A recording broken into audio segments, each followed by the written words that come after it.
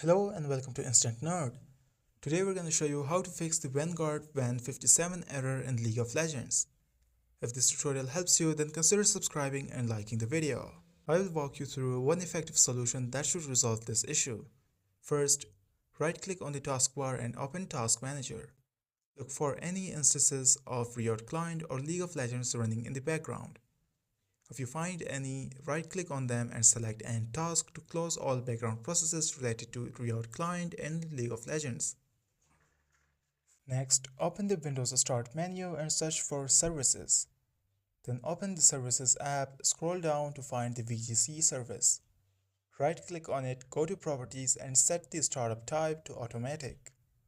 Once that's done, click Start to activate the service. Then wait a moment for it to start up. After it starts, click Apply and OK. You can also choose to restart the services by clicking Restart in the top left corner of the services window. Now open League of Legends and the issue should be resolved. If you enjoyed the video, then please like and subscribe.